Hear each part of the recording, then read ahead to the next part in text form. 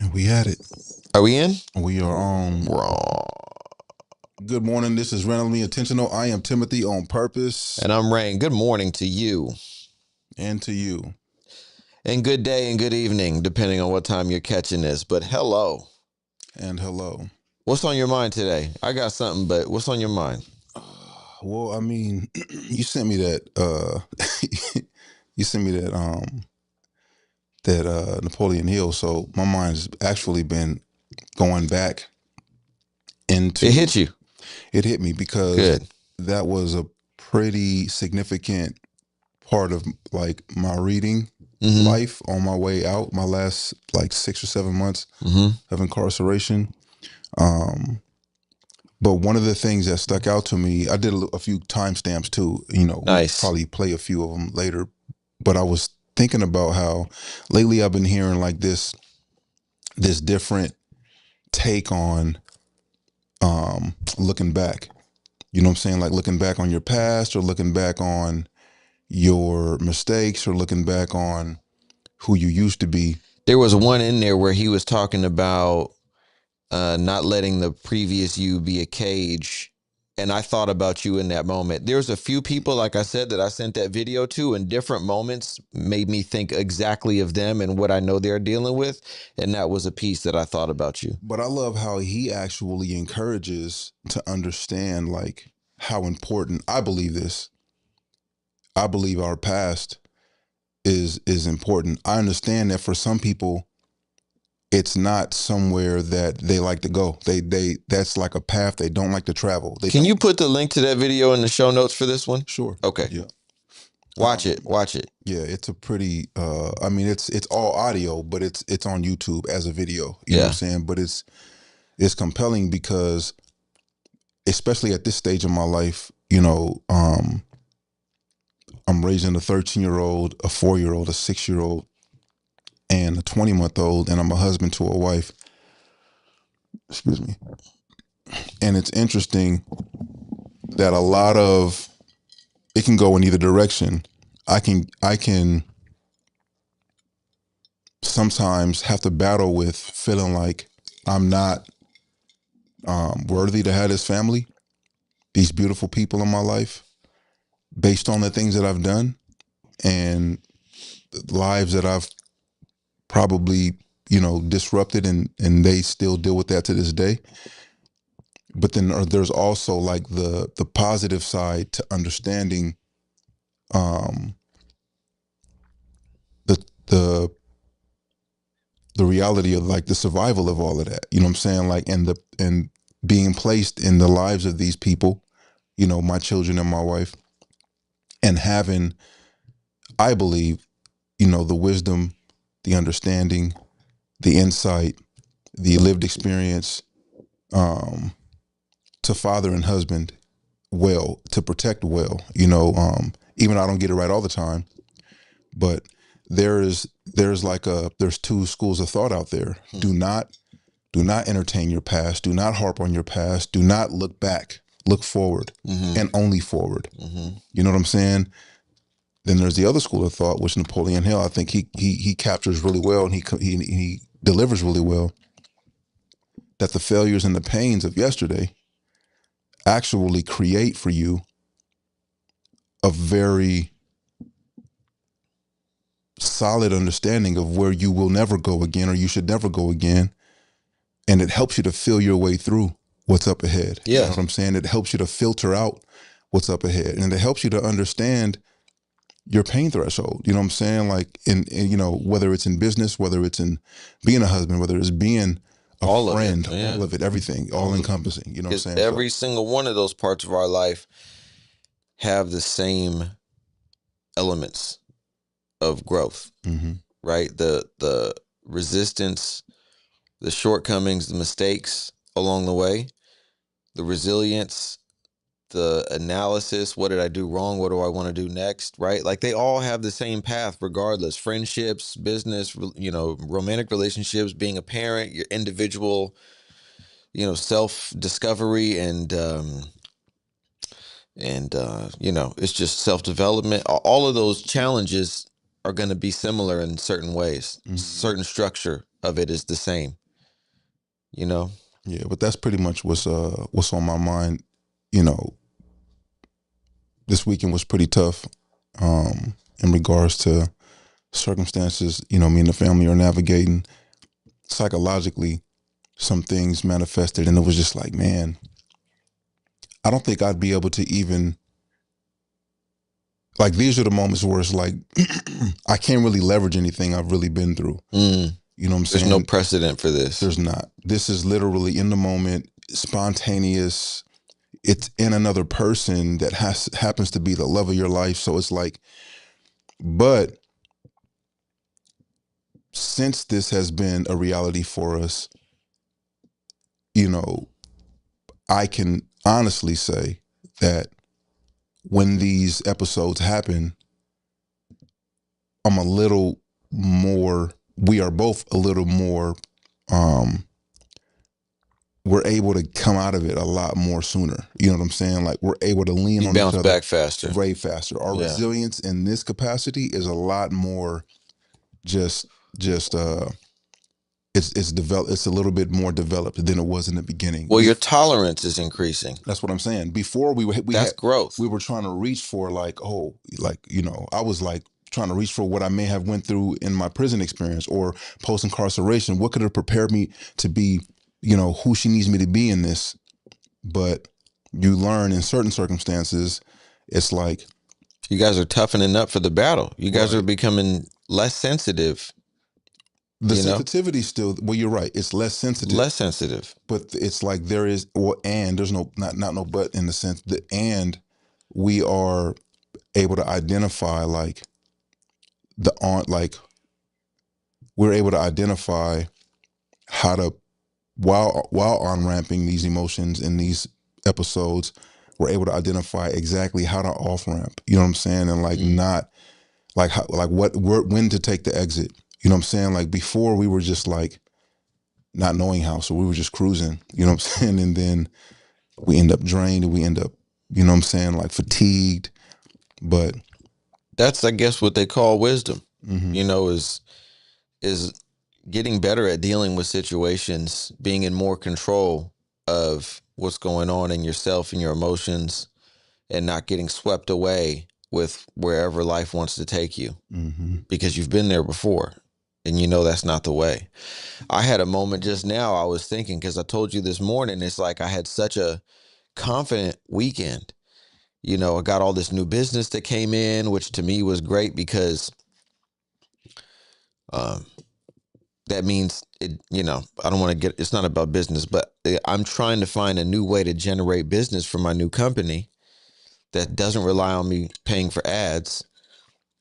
And when I get business on the weekends, I already know it's organic business because I don't run ads on the weekends. So I'm feeling good about the prospects of the business. I'm counting up how much new business I've just brought in. Like I was just telling you, I'm like, oh man, things are going really well. I'm shaping up for a really great, you know, August. You know, it's going to be a great month next month. I just brought in a bunch of new clients. I got new people signing up every day. We're starting to go. We're getting momentum. Great. Somehow I wake up this morning back in fear. All that's great, all that's gonna happen, but it hasn't happened yet, you know, and I'm like, damn. And I just had a moment this morning, just a few minutes ago. Really big moment for me, actually, where for the first time, as simple as it sounds, and probably as much as I've given this advice to other people, but for the first time, I really felt like I owned it, that my logic took over and I realized there is absolutely no benefit to me having fear. There's no benefit. There's no benefit to me being like me living in fear or anxiety or stress about the future is not going to make the future better. This is good right here. So would you say, because I would, depending on how you're saying this, I would push back a little bit. So are you saying living in fear, or are you saying like just like, are you saying fear is not necessary at all? Or are you saying like living in fear, or like allowing fear to kind of take you down these roads? I'm glad you're asking this question, and I get why you would push back. I always talk about a healthy amount of fear. Mm-hmm. There's a healthy amount of fear that's really good for you. There's a healthy amount of fear that would get you to get your ass up and get to it because you need to, versus sitting around, laying in bed, taking it too easy. So I'm not talking about a healthy amount of fear. I'm talking about a crippling amount of fear that stops you from doing the thing that you need to do, and becomes a self-fulfilling prophecy that because you have this fear that's got you frozen, now you can't do what you need to do. And now the thing you're afraid of actually happens because you're not moving. You know what I mean? So I'm talking about a crippling amount of fear that stops you from being productive, that distracts you, that paralyzes you, and that there's no benefit to. So are you saying, because it sounds like you're saying out like the response to fear, you know what I'm saying? Like, because fear happens, and it is like initially the fear is what it is. Like you woke up fearful of whatever, you know what I'm saying? But then I believe our response to that is what leads us to becoming paralyzed. Like if I take that fear and I say, oh no, dang, that is right around the corner. You know what I'm saying? These things do need to be taken care of now. Now I'm like taking the fear and I'm feeding it with all of these ideas of not being able to like whatever the fear initiated, which is the thought of like, there's responsibilities up ahead. You know what I'm saying? If you don't take care of these, this, and then we take them, or are you saying ultimately that fear can come in levels, it can come in doses, and it can become increasingly and increasingly more and more like you can become increasingly fearful, not based off of what you think about or respond in response to fear, but more so just that's just the way fear is. It's just, it comes in doses. Yeah, I'm talking about an unadulterated emotion. You know, so the response to fear, my response to fear is always to work at whatever the thing is, right? Like whatever it is that I might be having anxiety about or fear about, I try to do the practical work. If I'm concerned about this, then I need to do that. And even though I might be afraid, I'm going to start doing the thing I need to do because that's the way to quell the fear. But there's a moment there between the experiencing the feeling and the doing the thing. That moment in between there is where you're just sitting in fear. And that can be a second, a thought, a moment, or it can be days, weeks, months that you're sitting, years. You know, some people sit in that for a long time, but you can sit in that for longer than you need to. And I think what I'm saying, and you're helping me realize, I think what I'm saying is I'm realizing that the time between feeling a feeling that's not healthy or that's not productive and moving on to the productive thing, the action, even if I do that, sometimes I bring too much of that feeling along with me as I'm going into the action. And that is, if not crippling, it deteriorates my ability because everybody's different. And I don't know if everybody's this way, but I know the way that I am, and I see it in two of my kids who are very much like me. When we're feeling good, man, I could do a backflip and land on my big toe if I'm feeling it. If I'm feeling good, I feel like I can do anything. But we feel strongly in all these emotions. And when I feel anxiety or fear, I can't even walk straight. I'm tripping on my feet like I can't even walk. And so those are two opposite ends of a spectrum. Feeling great, backflip, land on my toe.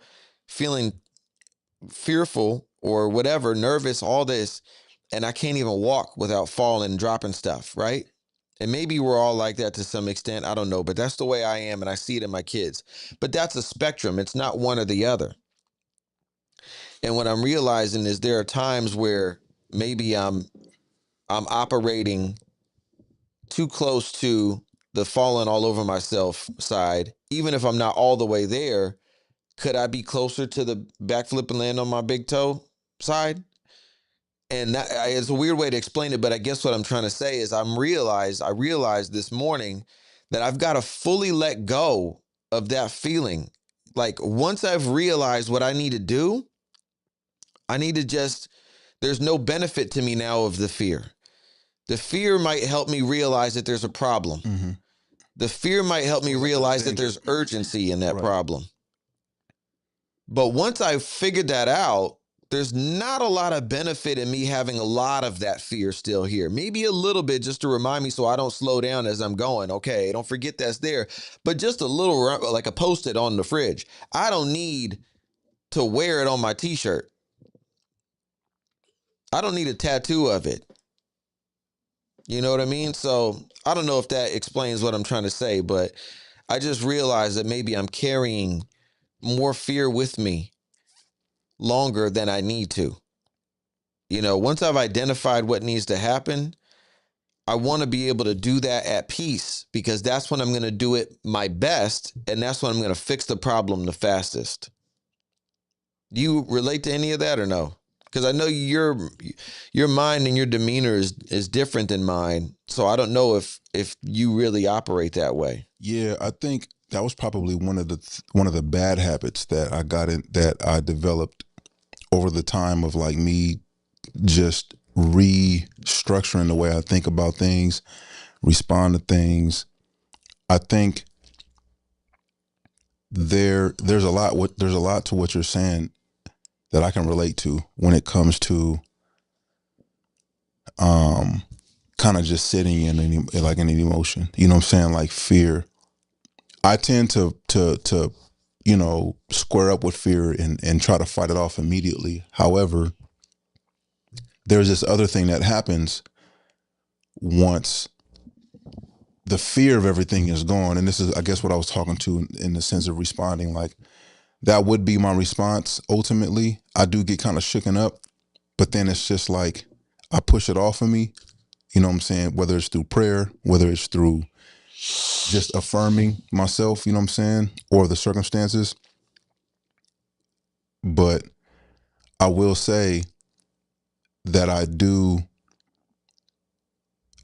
and maybe right now might be a good time to kind of identify like what it is that I do carry over into the next, phase of the process of like not allowing the fear to like paralyze me, because I end up,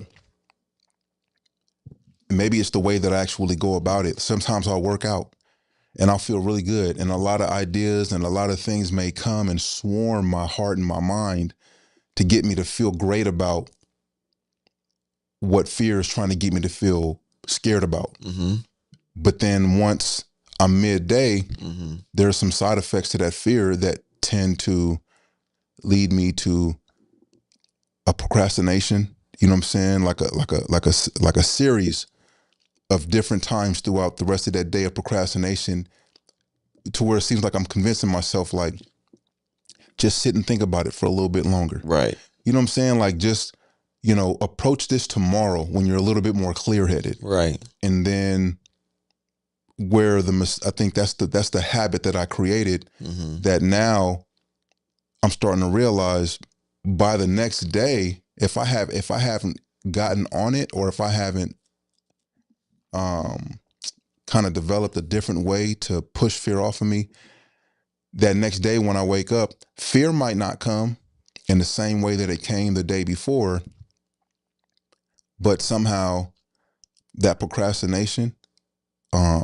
it leads me into this time frame of no progress, and like nothing produced. Let me ask you this. Mm-hmm. That's really interesting. Let me ask you this. And I think that's the case for a lot of people, but we don't talk through it. Like we think that we've responded to fear well because we're no longer afraid. You know what I'm saying? And we actually were like, heck no. You know what I'm saying? Like, I got this. Whether it's a motivational speech, or whether it's someone that encourages you, or like I said, whether it's a workout or something. Mm-hmm. However, the thing that like you said, when I don't know what you did this morning. I don't know if you pulled out your laptop and was like, nah, you know what I'm saying? I'm going after this now. You know what I'm saying? Or you were just like, you pushed it off a little bit and you were like, when I get to the office, you know what I'm saying? I'm on it. You know what I'm saying? Like, or whatever you may have did to kind of push the fear off of you. But I think all of us have these different mediums that we leverage to kind of get over the fear. But depending on what it is going to determine how progressive you are. You know what I'm saying? And how successful you are in consistently in that period of time that's needed for you and your individuality, with not having to deal with the side effects of it later. You've already built yourself up for those side effects to not even probably affect you. Procrastination has always been this bigger thing that happens on the back end of a fearful moment for me. The success for me seemed to have always been just get through this moment of fear. And later we'll figure out, you know what I'm saying, like how to get through it. But the formula somehow for me leads to climbing out of this very, very like procrastinative, that's even a word, or a procrastinating period of time. And I'm no longer fearful and I no longer have to battle that no more. But now it's like I'm trying to develop and get this momentum to be progressive. And it may be fatigue, you know what I'm saying, from trying to go against it, especially if I go into working out and I drive myself, you know what I'm saying, away from fear, but into this mindset of like, I'm gonna build myself through this. You know what I'm saying? I'm gonna get my blood flowing, and then my brain is like just lubricated with all of these positive thoughts, and just like, but then later I'm sitting, I may feel stronger, but I'm like, I'm drained, you know what I'm saying? And I'm fatigued. I'm no longer fearful, but then I'll get to the idea of trying to figure out a way to get through this tomorrow. And then tomorrow comes and I'm a lot less ambitious than I thought I would be. Right. If that makes sense. No, it makes perfect sense. I think that's everybody, I think, is that way to some extent. Really, I guess what probably like subconsciously brought that development to my mind was the same video. And just making me think about what things do I need to change about myself? What things do I need to let go of finally? And I think what I realized was that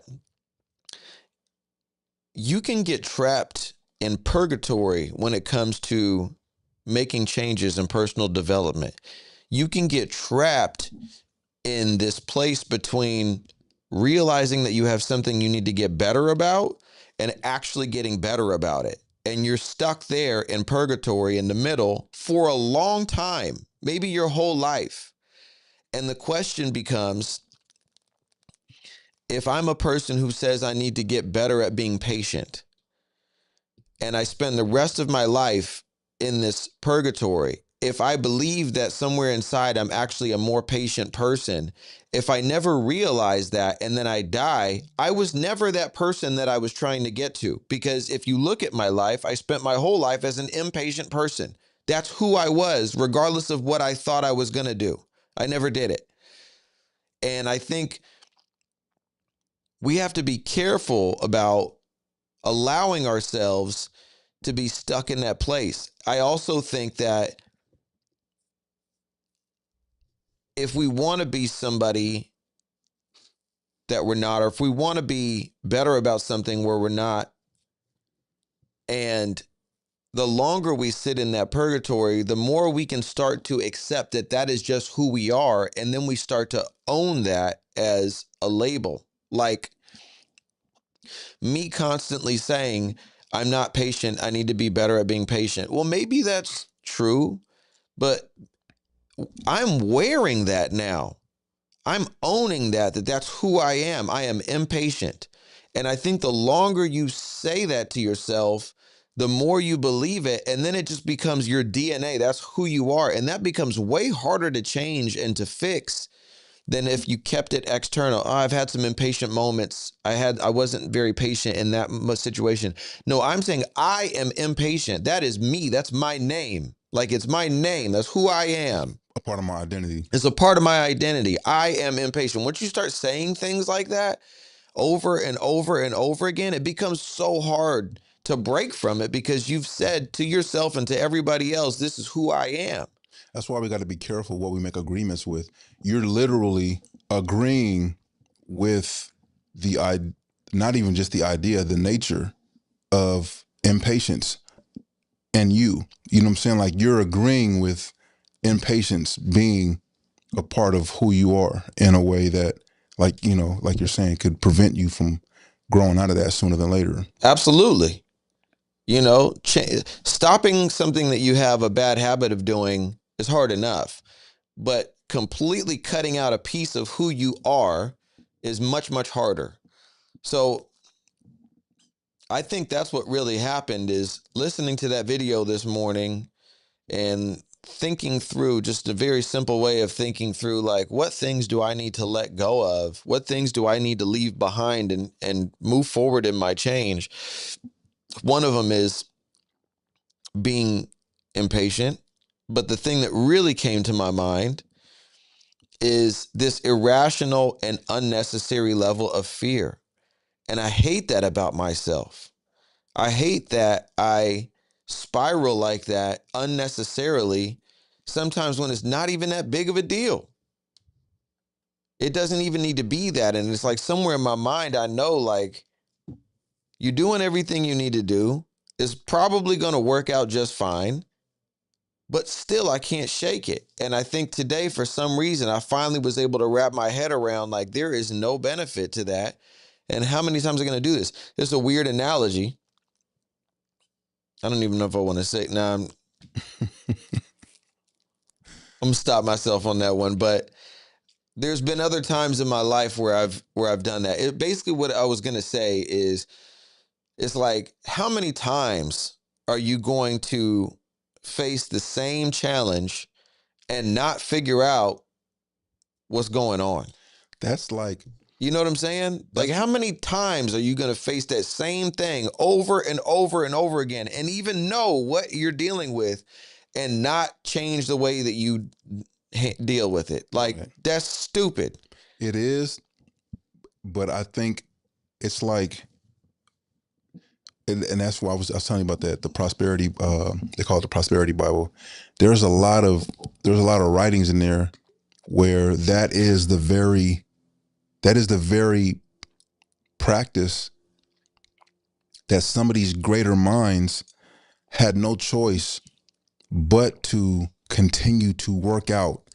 The difference between them and a lot of us are, every time they did that, they wrote the formula out. They wrote it out.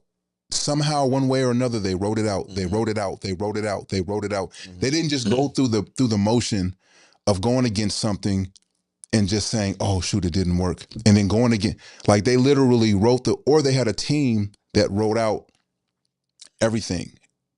And even though it was repetitive and they were going over it, it was just like the V8 story that's in that book too.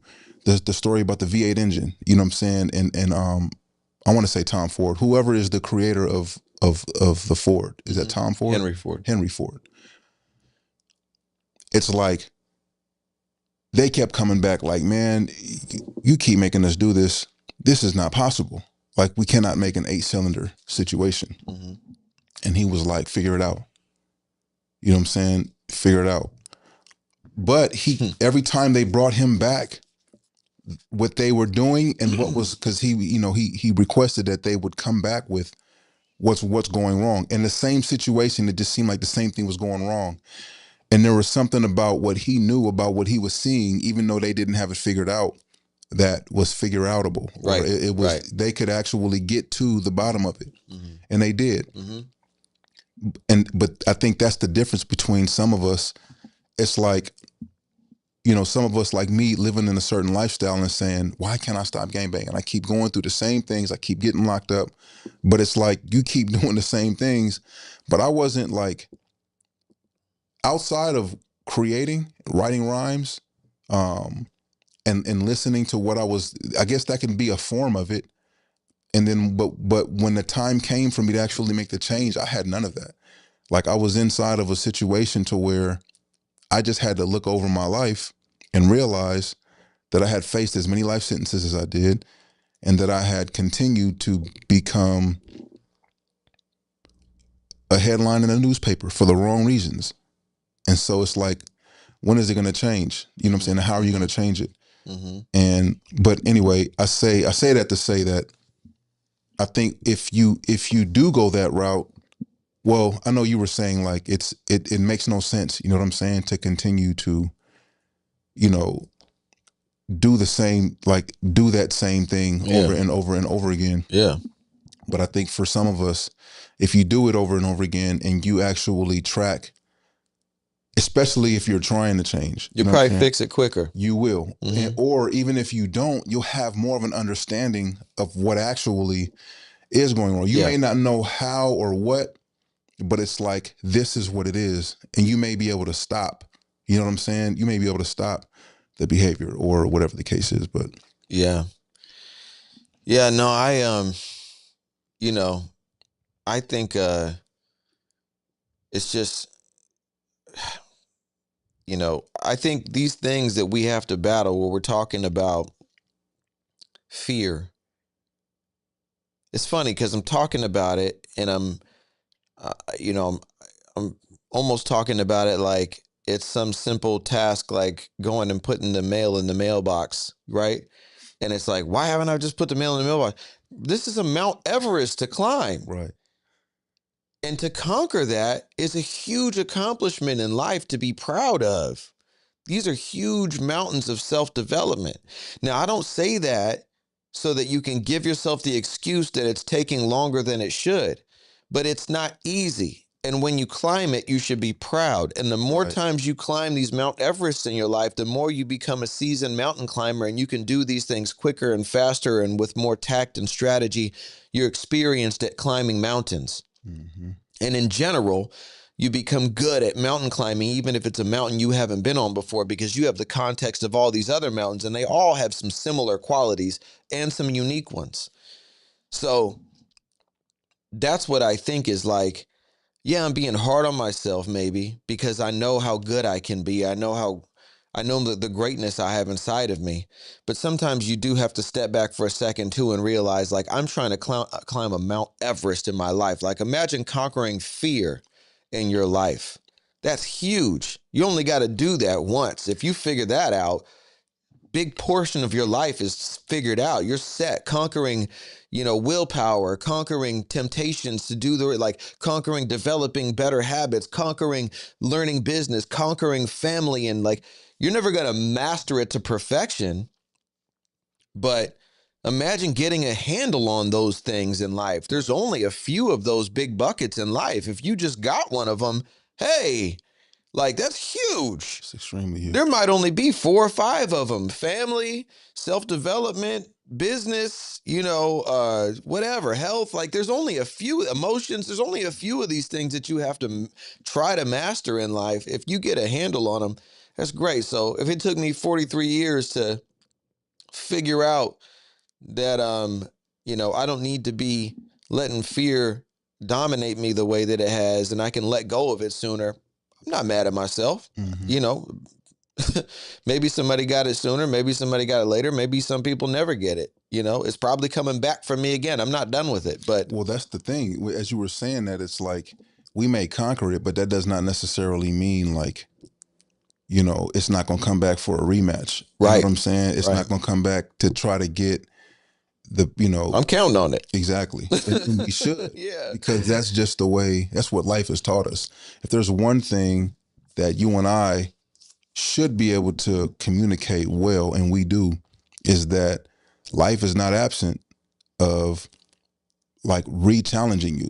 You're going to go up against it. Oh, as soon as those 45 plays get easy, they throw another 2 45s on, and you start over, and you increase your capacity. Even if it's not in the vocal sense, where it's like we're intentionally vocalizing, hey, challenges, fear are going to come back for a rematch. Our lives present as such. You know what I'm saying? We walk through it like you did it. You know what I'm saying? I did it. You know what I'm saying? In different ways. You know, you woke up with the perspective that was challenged, and you still made it here today. You know what I'm saying? I woke up with the perspective that was challenged, and I still made it here today. And then we're having a conversation about it, and we're boo-bopping it. You know what I'm saying? Like, we are, you know, fear hits me the way it does. It hits you the way it does. It hits all of the 7 billion plus people in the world the way that it does. Right. Which means that it's an emotion it's what's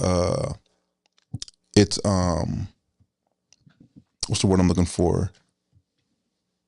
When it's just like relentless. You know what I'm saying? Like it's going to do what it's been designed to do in us. You know what I'm saying? Which in most cases, it's only really to alarm us of the dangers or something to be concerned about. But we just have to, you know, formulate that which is gonna like keep us from being paralyzed, man, and walking ourselves into this cowering, you know, response, you know what I'm saying, to where we're weakened by it, you know what I'm saying, and we can't move in the direction we're supposed to because of it. Yeah. I think fear is probably one of the man, one of the worst emotions. It's got its benefit because it pushes us. It warns us too. It warns us, right?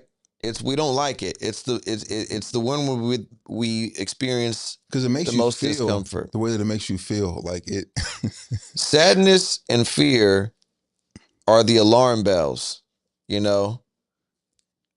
Sadness can be healing. Fear is not healing. Fear just lets you know that there's something that needs your urgent attention. And that's what these things are. If we're in a building and the alarm goes off, fire alarm goes off, is that a soothing sound? No. Is it necessary? Heck yeah. We need to know something's on fire. If we wake up to our alarm, and do we like that sound? No. But that's what needs to happen to wake us up out of our sleep, to let us know it's time to get up.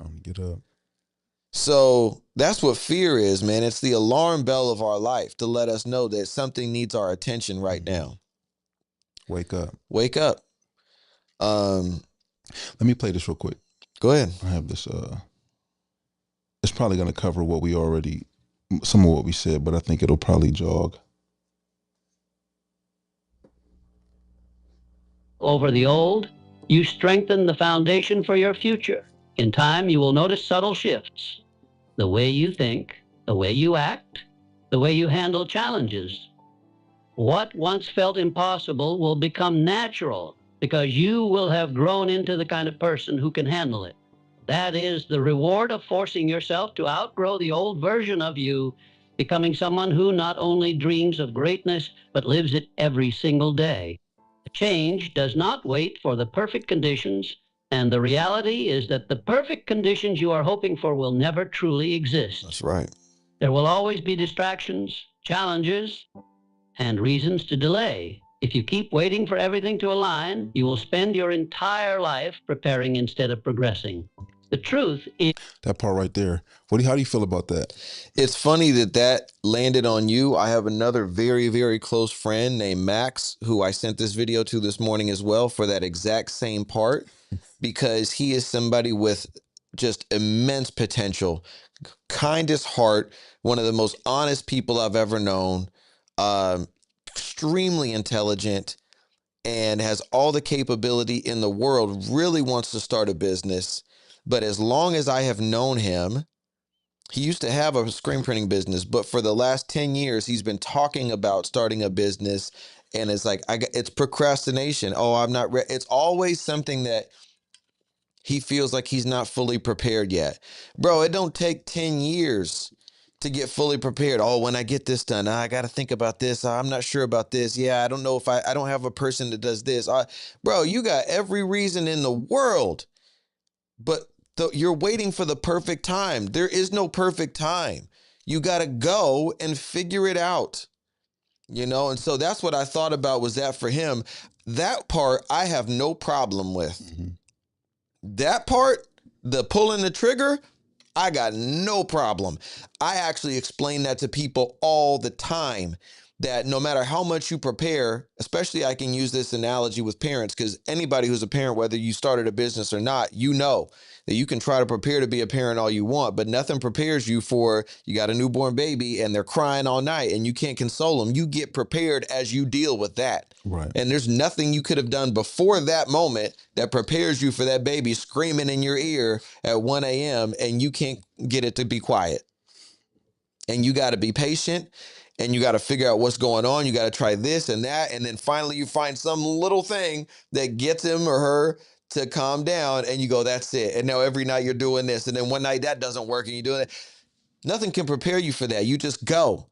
But the thing about life is, a lot of times that situation of becoming a parent just shows up and you don't have a choice, right? You don't expect it. Many of us don't plan our pregnancies. You just find out you're pregnant, like whether people want to admit that or not, I don't care. Some people are trying to have kids.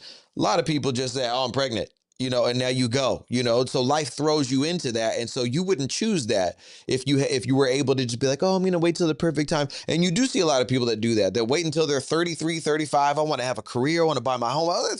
And then they do all that stuff and then they have that baby and they still end up in the same situation that everybody else does. How do I deal with this? Nothing you did prepared you for that. So for me, I embrace the idea that if I start something new, if I go in a new direction, I am going to get punched in the face.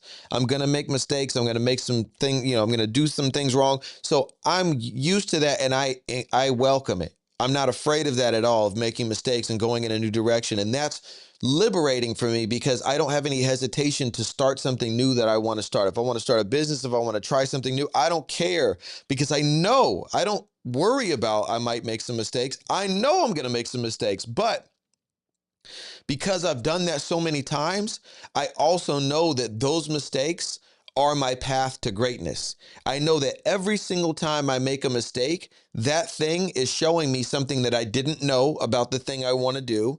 And I'm learning, oh, that's how I deal with that. That's how I deal with that. And so let me hurry up and make a bunch of mistakes, because if I can make 10 of the biggest mistakes right out of the gate, I know everything now right away. I know the most of it. I know right away because I made all the common mistakes, figured out problems and solutions for them all, and boom, now I'm ready. So I run to those mistakes. Those mistakes are my path to greatness. That's how I feel about it. And I try to transfer that to all my friends that I see hesitating. Mm-hmm. And because I live that way and I think that way, anything somebody says where they got a reason why they're not doing it, to me is just a blatant excuse.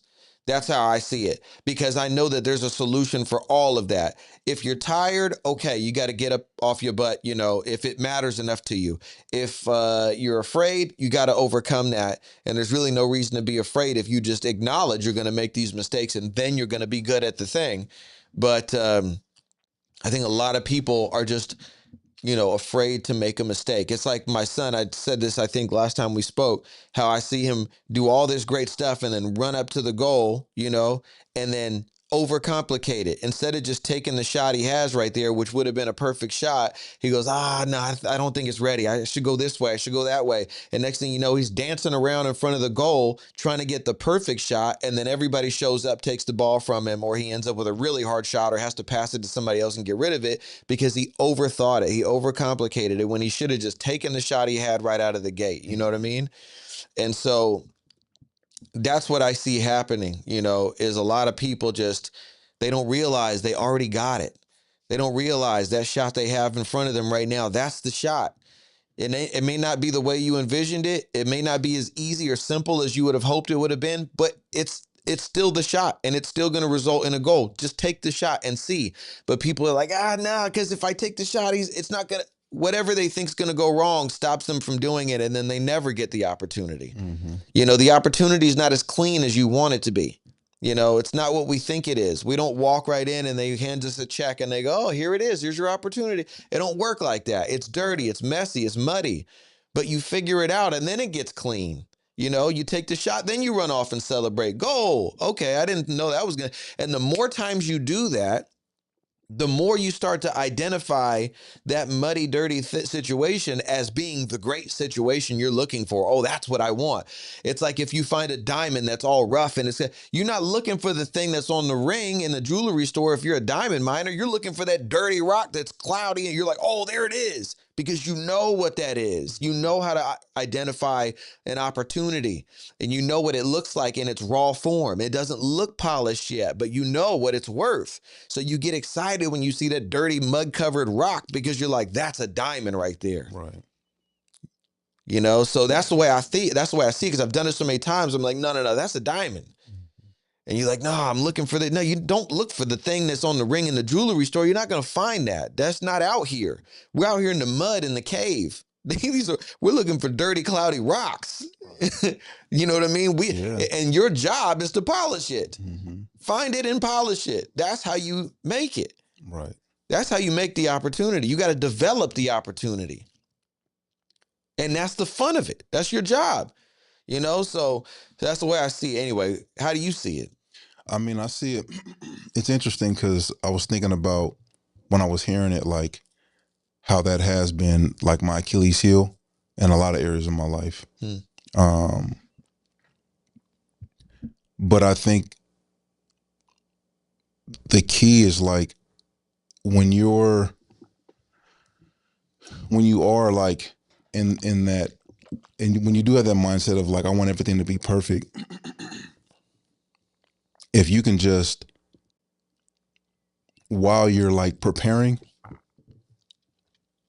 I think what hurts a lot of us is when we just prepare and prepare and prepare and prepare, and that's the only action. Yep. You know what I'm saying? Like you don't do anything with what you've prepared with in that day, the next day. You just continue to prepare and continue to prepare. That's fear. There's no studying, or even, so I'm saying this, like if studying is your preparation, Mm-hmm. you're studying for the big test in 5 weeks, but you're not taking any pre-tests. You know what I'm saying? Like you're just studying for the test. Mm-hmm. Where if you would just at the end of each week, like exercise what you studied, Mm-hmm. by the time with a pre-test or going in front of somebody and answering questions, that Take action is what you're saying. Take action, because it's like even with this whole situation we have here, a lot of the interviews that I did 2 years ago that I'm just now starting to actually edit out and get out there. It's like waiting for being able to have the perfect amount of time to edit the perfect videos, to get it out at the perfect, momentous, time on social media. It turns into 2 years later, you have the same video, the same internet, a lot more people doing what you could have started doing then. Mm-hmm. And you're just getting the stuff out. Mm-hmm. You know what I'm saying? Whereas even if you were putting out stuff that just wasn't perfect, but it was progress. You know what I'm saying? It would have been that much more advantageous for me. And like I was saying real quick, even in this sense, it's like we have 7 years since we've been, since I've been in this space. You've been in this space a whole lot longer than me. You know what I'm saying? But it's like, if I would have just been waiting for the perfect opportunity to one day start recording, and I would have been preparing in a different way. Like, I believe all of this is a result of preparing with action. Like, in my mindset, I was preparing, but then I was still intentionally curating this place. Mm-hmm. You know what I'm saying? For opportunities like we have today. Mm-hmm. You know what I'm saying? To one day be having a conversation and saying, hey, mm-hmm. bro, let's just press play tomorrow. Right. You know what I'm saying? Like, it was ready for that. It was ready for that. Yeah. Because although I was preparing, and yeah, there was some perfection, mm-hmm. like cycles I was going through, mm-hmm. I still was taking action. You were still taking action. You know what I'm saying? Could we have moved faster? Sure, maybe sometime. Whatever, it doesn't matter. You were doing something, mm-hmm. to where when we finally got to that point where we said, okay, let's go, it wasn't like, okay, well, we got to do this, and this. It was like, all we got to do is come in here and do it. Mm-hmm. Because you did everything. You had the camera set up, you had all the design, everything was ready so that we could be in a position to make that decision one day. Right. And I believe that's where in the in more of the area where I was active while preparing, we landed in the sweet spot. But there are areas in business where I just am not that actionable. You know what I'm saying? And it's interesting. I was like, man, there's this real like compare and contrast. And it impacted me this morning. I was like, man, because like creativity is my wheelhouse. You know what I'm saying? So it's like, are you just saying it was easier for you to do this because it has been more a part of your life than business? You know what I'm saying? Like either or though, that feeds my family. You know what I'm saying? The business. So it's like, why aren't you as actionable in what you're in with the information that you believe you're preparing for in the future, you know, whether it's investing, whether it's in what you were sharing with me about SEO. I've been looking that stuff up, you know what I'm saying, and just kind of trying to get a little bit more of a handle, even though you do give me the information in a very understandable way. It's just like hearing it from, like you said, you were in a webinar. Yeah, go do your research. Yeah. Right? You know what I'm saying? Just to get a little bit more insight. But go ahead. No, it's cool. Okay, two things I want to say. First, on that note, I hope I don't forget the other thing. Oh, remind me about iPhone after I say this in case I forget. Okay. Something that might help you because you are a creative. And I'm not saying this just to try to turn your brain. This is not like a brain trick. I really, really believe this. Business, you have to think of as an art. Some people think of business like they think of, which all things can be art. So I don't mean to like poo-poo on accounting, but some people think about business like accounting or like science, and science is also art. So all these things I think are art, but people think of it as being very complex and very rigid and just all about these formulas and calculations. And that's not fun. You know, that's not fun. I don't think about business that way. I think about business absolutely the same way I would think about creating an album, not a song maybe, but an album, a body of work. And in that body of work, I have my logo, my website, right? These are my album cover, right? My presence. Okay. And then I have my organization. Maybe that's my concepts that I have for each song. What are all my songs going to be about? What kind of people do I need, right? So that's all my different songs. I'm going to have a song about this person that does this, person that did right. I have my operations manager. I have my people that work in the buildings. I have my, sales people. Those are all like different tracks on your album, right? I'm going to have a song that's about my life, a song that's about this, a song that's about that. And then together they create one body of work that has continuity, that has ties that run through it, that you can listen to one song on its own and it's special, but if you press play at the beginning and play it all the way through to the end, you'll get a bigger picture of what I'm really trying to say in this message, what this is really all about, who we are as a company, right? So, and then the way that I deal with each person, develop my processes for how we clean the buildings and how I train this person, that's the actual song. That's the lyrics that I put into the song, the beats that I pick for the song, the way that I write it, the melodies. That's how I actually do it, you know? And so I really look at creating a business that way. And it's funny because it really starts for me with artwork concept. How does this all work? You know, what's this business going to do? And how does it look? How are people going to perceive it? Who am I going to market it to? All that is very creative and art. And then I start to get into how am I actually going to go to market? How am I going to get customers? How are we going to do the work? What are they going to think about the pricing? All of that to me is all art and designing it all. And when you get it all together, it does kind of feel like one body of work that works really well. And if you nail it, then people really enjoy that album. You know, you can make a classic album that works really well, that people keep coming back to listen to. They really love it. They're fans of it.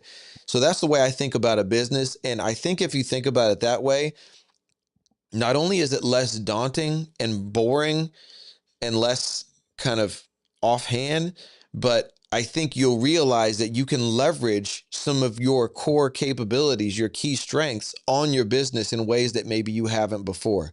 Maybe if you realize that it is also a creative project and you treat it as such, maybe you'll have more harmony with what you're doing there, and you'll be able to put your passion into it in a new way that really helps it go. Because imagine if you could develop your business the same way that you're able to develop video and music and things like that. It would be flourishing. I'm not saying that it's not, but it would be like you're very, very powerful in those areas. And you know that. You know that. You just said it. This is my wheelhouse. You say that without hesitation. You know you're good at that. And then when you talk about business, you're a little bit more hesitant. You're not as quick to just be like, oh, I'm great at that. Right. But I think if you realize that they're very similar, then you can start feeling that way about that too. And you'll be amazed by how far that will go. So I just wanted to share that with you. And I'm not saying that just to try to change your mind. I always say it. I always think about business as an art. I actually say it all the time that it's my favorite art form. I've realized that it's my favorite art form. Well, I think that's probably the challenge for an individual like me who would try to transition or cross that bridge or try to bridge the gap between the two, is because most of what you hear out there about business is what? People make it complicated, financial, boring. It's intimidating. They're sophisticated. It's all that shit. But even on the lighter side of it, most individuals say it's a game. This is the biggest game you'll ever play. Right. You know what I'm saying? Right. This is like, and then they break it down. Or sport. They break it down in a sport type of way. Right. Even with what people have done with marriage. You know what I'm saying? Hey, marriage is no longer about marriage. It's a business. You know what I'm saying? It is a business transaction. It's like the same thing that happens, I think, with people's minds when they think about wanting to get married. It's the same thing I think that happens to people's minds when they think about wanting to start a company. It's like, it's a game you have to play and you have to be well at. If you step in and you don't know about it, you'll learn, just like any player, how to get better. So hearing that, it is refreshing, you know what I'm saying? Because there are, for individuals who have created albums, the only part in there that would get in the way is the whole perfection thing. That's why none of my albums ever really came out. Yeah. It's because I was always trying to perfect the album. This has always been an issue with me. You know what I'm saying? Right. So okay, so great segue on that then. iPhone. I remembered on my own. Got you. Don't know how. Okay. This is the iPhone today. I don't even know what iPhone this is, Probably but 15. Probably. Do you remember what the iPhone 3 looked like? I know it was smaller and it was very much. It was like round. It was, it was nowhere near what it looks like today, but. It was still touchscreen, but it had a button right there, I think, right? Yeah. To turn it on and off. It was much different. The interface was much different. The design was different. You can see the evolution of it still. It's not completely different from this. This is an evolved version of it, but this is way, way better than that first one. Now, what if Steve Jobs had this in mind when he was trying to release the iPhone 3? From what I hear, which I think the first iPhone was the iPhone 3, right? I'm not sure. Maybe it was the one. I don't know, but who cares? What do you think? Do you think he would have been happy releasing the first ever iPhone if this was what he actually was trying to accomplish? It's interesting, man. I don't know. I don't. No, but because he was a perfectionist too. Right. But this is the thing about when you say team-wise, why teams are important, especially developmentally, because I heard that, would you say, maybe, I'm not sure exactly when, but we'll just say fifth, iPhone 6 or 7, I don't know. They already have like they already know what the iPhone 20 and 21 and 22 are going to look like. They already developmentally, they already know. They just are going through the phases of getting us what they know we're going to actually do what we can to get them. You know what I'm saying? And so I wonder if when the iPhone 3 was developed, if the ideas and concepts, technologically, we already know there have been advances that have allowed these phones to do a Right. lot Some of more the stuff that they're doing now didn't even on exist. the inside of the phone. Right. The actual, like all of this stuff, you know what I'm Yeah. saying, that we have now, I wonder. But, answer your question, I already did know. You know what I'm saying? I don't. So my point is, right, is that if you were trying to, a lot of times we're trying to accomplish the finish line before we've taken our first step. We're trying to take off out of the gates and be at the finish line, and it But that's don't what work vision like does to that. us, though. You know what I'm saying? Vision sometimes does. It looks so good, and it makes us feel so empowered to actually have visualized something that people are going to want. Especially when you're talking about an album. You create a song, you create another song that's going along with how you want the the finished product to make people feel, and it does. It kind of makes you. It kind of what do they say? Puts the cart before the horse. You know what I'm saying? Right. Like you feel like you can just, yeah, your vision kind of takes over. You know what I'm saying? Reality, and you have to reel yourself back and just. Well, so let's say you're going to go home when you leave here, right? Mm-hmm. Now, when you get up out of this chair, you're not going to be at home yet. Right. So does that mean you shouldn't leave? No, I've already been in visualizing. Like now, my little guy, when I come through the door, he's the first one running to me, daddy, daddy, daddy, daddy. All of that happens. It's happening as I'm talking to you. You know what I'm saying? So, But you're going to get up and you're going to go through a process to of get getting home right? because your vision is to get there. But you don't get up and you're there. Right. You get up, turn all this stuff off, go get in your car. But there's steps that you're going to take. Maybe some unexpected stuff might happen along the way. This red light was longer. Oh, didn't realize I need to get gas. I'm a little hungry. Let me get this. Your wife calls, hey, can you pick something up from the store? Maybe there's challenges and detours and off ramps along the way, but your ultimate vision is to continue to try to head in that direction the best you can. And eventually you're going to get there. And you're okay with that. You're okay with the journey because the journey is worth the end goal that you're trying to get to. And that's the same way you got to look at everything else. And I think when you are a perfectionist, what you're really doing is you're expecting to get up out of this chair and end up at home. You're not giving enough appreciation to the journey that it takes to achieve your vision. And maybe some people believe that perfectionists are afraid of judgment. They're afraid of fear. And if you're not moving, Or afraid of failure. And it's easier to just keep talking about why you're preparing because then you never have to go out there and experience and realize a failure.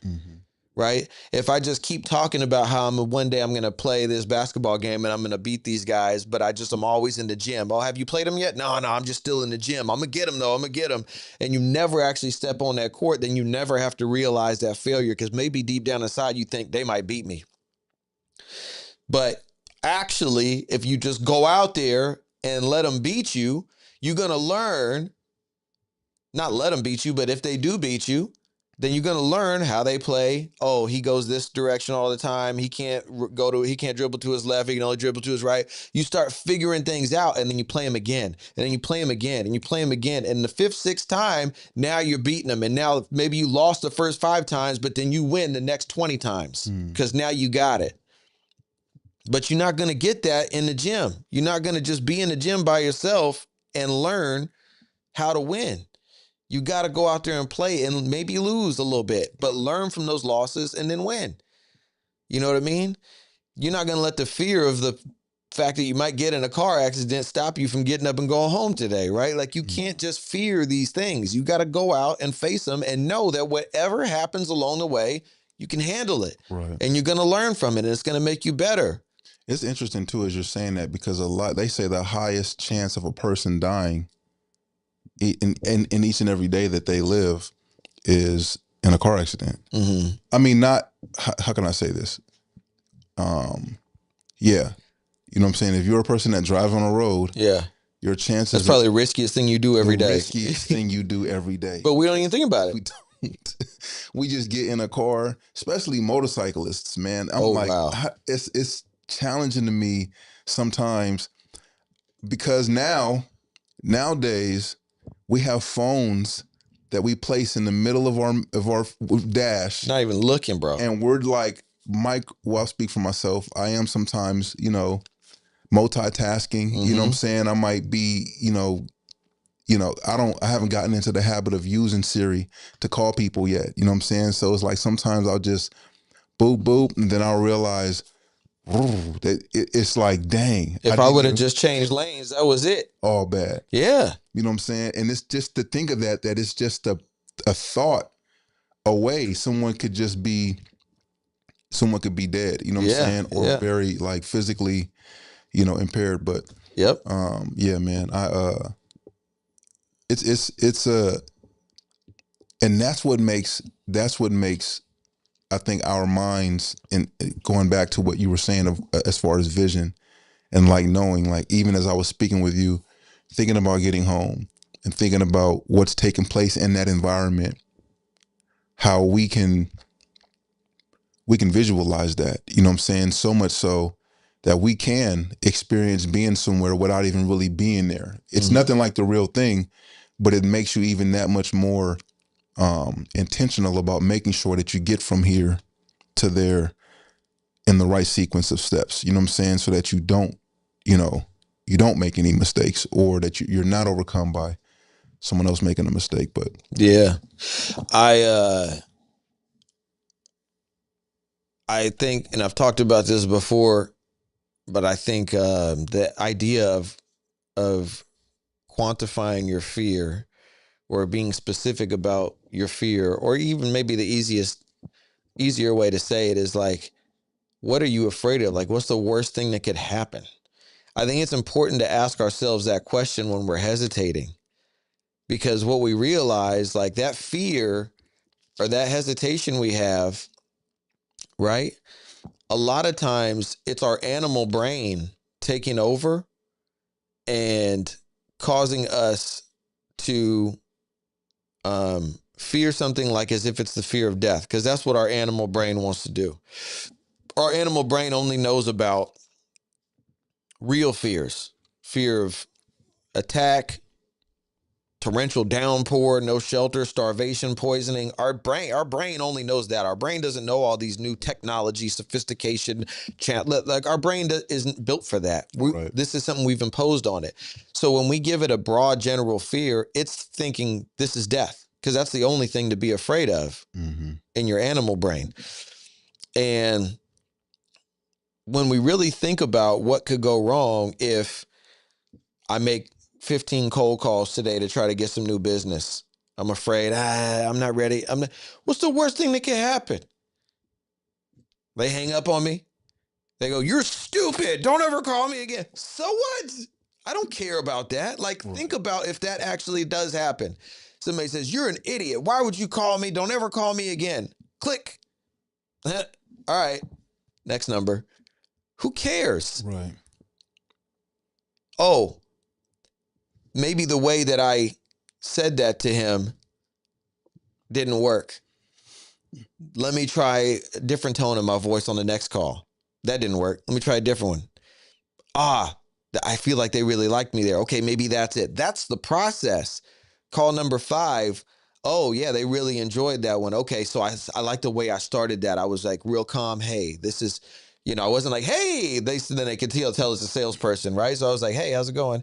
That worked. Okay, so let me try it again, see if it works again. Hey, how's it going? Oh, it worked again. Hey, how's it going? Now I got it.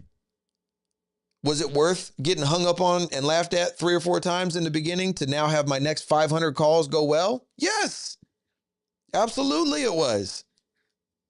But if I'm afraid of those first 3 or 4 calls getting laughed at, I'm never going to do it, and I'm not going to get to what's waiting for me after that. So I think quantifying the fear and realizing that who gives a shit.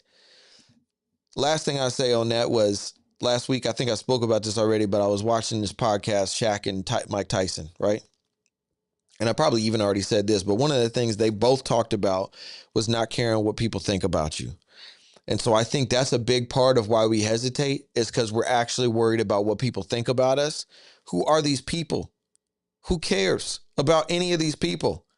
Like, they don't matter. If somebody's laughing at you or doesn't like you, then they're not for you and they're gone, and you're probably never going to see them or hear from them again or talk to them again. Even if you are, who cares? They're not for you. I care what you think. I care what my wife thinks. I care what my kids think. I care what they think. I don't care. And even them, I can't care that much. Not if it's going to cripple me and stop me. I can't let the concern about what people are going to think about me stop me from going out and be willing to make mistakes and look stupid. I can't let that happen, because then I'll play it too safe. Mm-hmm. And playing it safe never got nobody to change the world and make an impact. Is playing it safe. Coloring inside the lines never changed anything. Those lines were already there. I'm not trying to live my life coloring inside the lines and die making no impact on the world. I'm not trying to do that. That's what's actually at stake, is a life of impact. I am not trying to color inside the lines because I was too worried my whole life about what people are going to think about me for me to draw something new. I'm drawing something new.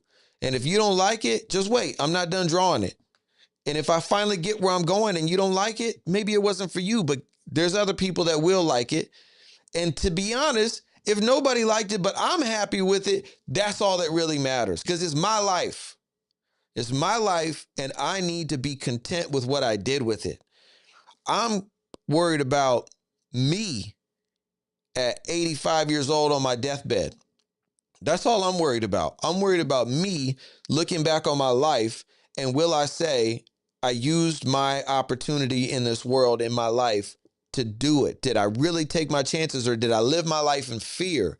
Because what I'm worried about is regret. If you're 85 and you have regrets, if you're on your deathbed and you got regrets, it's too late. It's too late to make those changes. When you lay in there and you got 1 week left, whatever you did is what you did. The file is closed. You're not going to make any more changes. Maybe if you have somebody you need to make amends with before you go, you can do that. But if you had some business you wanted to start, some project you wanted to start, some people you wanted to help, something you wanted to do, it's a wrap. And I don't want to be laying there thinking back on my life and going, man, that thing would have been big, I bet, but I was too scared to try it. Oh, man, I wish I would have done this. Oh, man, I can't believe how big. Because you will realize, I promise you, that idea that you're trying to push down now because you afraid to pursue it, when you're sitting there, you're going to look back and go, no, that was huge. Because you know that it is. Damn, that idea was great, and I was too afraid to go after it. That's going to hit you on that deathbed at 85, and there's going to be nothing you can do about it but go, man, I wonder what that would have been. Damn. Mm-hmm. And it's too late. I'm afraid of that. I always say it. I should even make it a shirt. I fear regret more than I fear failure, and I try to live like that. I fear regret more than I fear failure. Don't fear failure. Fear regret. Because on that deathbed, if you go, man, I thought that was going to be a great idea. I tried, it didn't work out, but hey, I know how it worked out. I gave it my best. You can live with that. Mm-hmm. You can die with that. You can die with that and be proud. You can laugh at that. Hey, I thought it was going to be big. I gave it my best, but guess it just didn't work out. But that's all right. I gave him hell. You can live with that. You can die with that. You cannot live with the fact that you were afraid and you didn't pursue it. You didn't go after life when you had the chance. That's going to kill you quicker. That's going to kill you quicker. Oh, listen, my father-in-law was drafted to the Padres right out of high school. His older brother was playing pro ball already, and he told him, no, you don't want to do that. You should go to college first. And for whatever reason, I can't remember, you're not ready yet. You know, you should go to college, or they're going to this, that. They're not paying you enough, or whatever it was, he told him. And he didn't take the opportunity to go play in the Padres. And to this day, he coaches baseball at a high school in San Diego, watches every single baseball game. And in the rare occasion where it comes up where he talks about that, he won't admit it, but that shit plagues him. That is because he never ended up going to the NBL. To the MLB. I'm sorry. He never did. He never got to play, and this man loves baseball more than anybody I know. And he had an opportunity to go live his dream, and he passed up on it. And that regret is on his ass. Every time it comes up, he looks like he wants to cry. He won't admit it. But the man is 60-something years old, and he can't stop thinking about that he could have played for the Padres, his home team, and he didn't do it. That's regret. Now, had he gone out and played for the Padres and then they cut him, he could live with that. Hey, man, I had my chance. He'd still be coaching too, most likely. He'd still be coaching, but he'd be like, hey, I was a Padre. I was a Padre. I wasn't good enough, but I saw what my potential was. I got to go see it. I know what I was about. Man. But to die knowing that he'll never know what he could have been, that's brutal. Yeah. I don't fear failure, man. I fear regret. And a lot of people out here procrastinating and pushing off their dreams because they're afraid of failure are going to deal with regret. And I fear for you, because laying down, looking back, listen, here's the thing I can guarantee you. What else could you be doing on your deathbed but thinking back on your life? You will. That's what you're going to be doing. That's all you can be doing is, okay, it's over now. What did I do with it? What you can't do. You know what I'm saying? What you could have done and what you could no longer do. Those are the two things. That's all you can think about. That relationship that that argument that I never made amends with this person. How do I now feel about that? And the hindsight will be clarity. It'll be crystal clear. Whatever you were confused about or hesitant about, or whatever the hell you were fooling yourself of, telling yourself lies, everything will become crystal clear in that moment. Mm-hmm. Because there'll be no BS left. No, I could have done that and I didn't. I should have done that. I should have done that and I didn't. I shouldn't have had that argument with that person and I should have apologized. Some things maybe you can fix. Try to. Hey, I'm so sorry. You know how many people held grudges, lifelong grudges, and on their deathbed apologized? That just goes to show you were fooling yourself the whole time. That wasn't that serious. You're sorry now. How many people make amends on their deathbed? But this, how you lived your life, you cannot make amends with before you die. The amends are to be made while you are living. Whatever you need to fix about how you're living your life, you got to fix that while you're living your life. You can't fix that from your deathbed. You know what I mean? Whatever dreams you're trying to pursue, you can't fix that on your deathbed when you did not pursue those dreams. All you can do is say, damn, I wish I would have. Goodbye. I'm afraid of that. So when I'm afraid to do something, I think about, how's 85-year-old me going to think about that? Is this something I'm going to be laying on my deathbed regretting, saying I should have gone after that, but I was afraid? Your deathbed? Is that what I said? Yeah. My deathbed. Deathbed. Yeah. It's early still. But for real, that's how I'm going to be thinking is, okay, like whenever I have, and it happens to me, not as much anymore because now I'm just in the mode of go, but this is first nature to me now where I'm like, you know what I mean? I'm not letting that kind of stuff stop me, but yeah, man. There's a lot of people that are setting themselves up for that feeling. Like I said, man, everybody knows somebody. You talk to some old people, man, and ask them. That's what people don't really ask old people, man. Is there anything you regret? Hey, Ian, I remember, boy, we was going through walking through the farmer's market, and we had met met some people. Oops. Ian, this was 3 years ago. Mm-hmm. He had no filter, man. Uh-oh. But he was asking, he asked the older gentleman, how does it feel to be old? And he was like, it feels great. And Ian was like, you have to miss those times when you were just young. And you could tell this person had never been asked these questions before. And he was just like, well, and Ian was like, what do you miss most when you were a kid?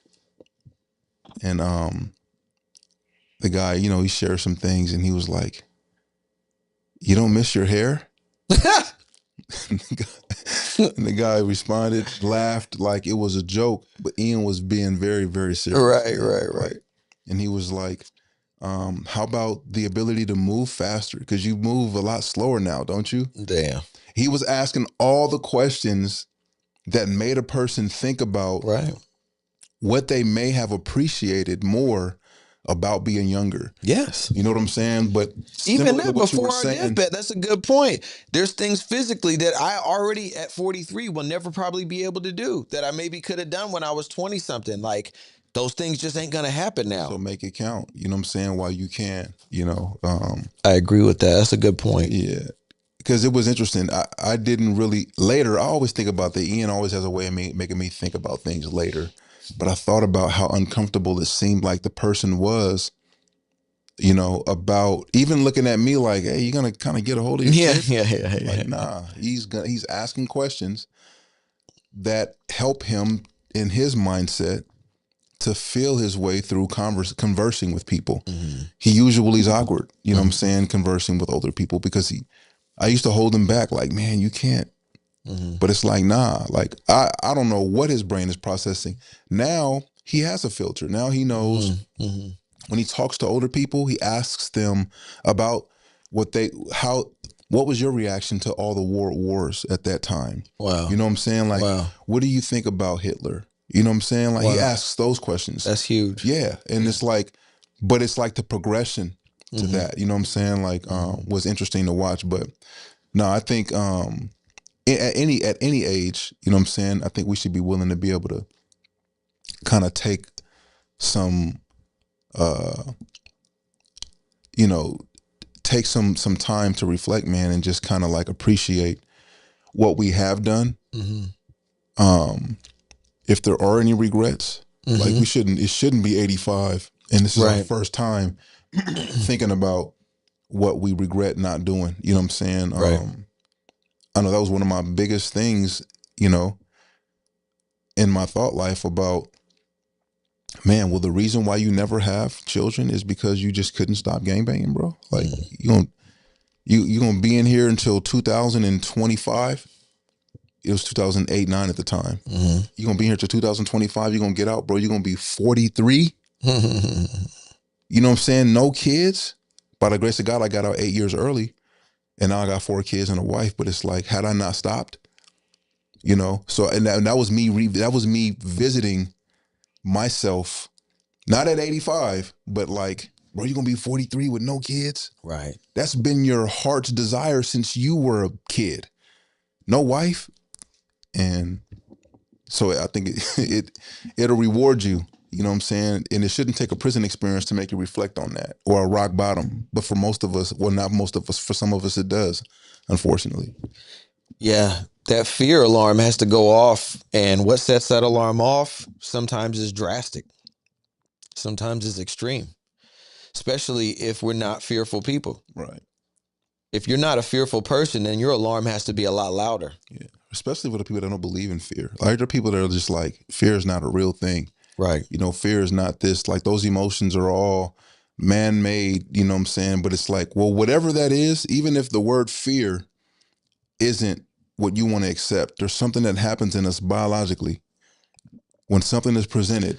Those people are full of shit. Put a gun in their face and see if they understand fear. Well, that's what I'm saying. It's interesting. You know what I'm saying? Like, excuse me. Some of the philosophy. No, it's all good. I understand.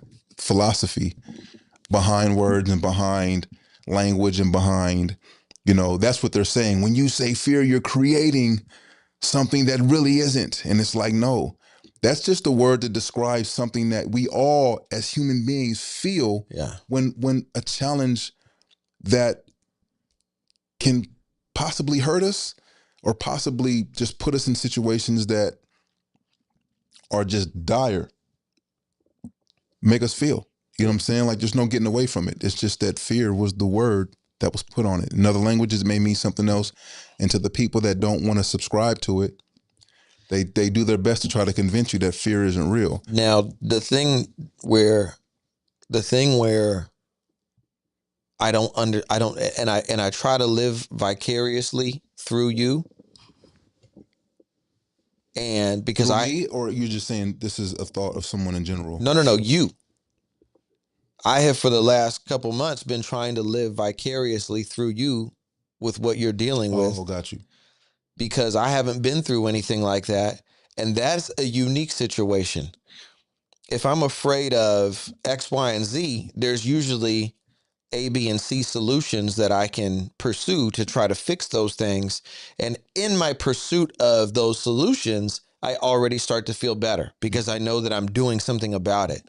When you have a situation that you're limiting your capacity to do anything about it, you can try to do some things, but you're not really sure if there's anything you can do to solve that situation. Then how do you deal with that? How do you quell that fear?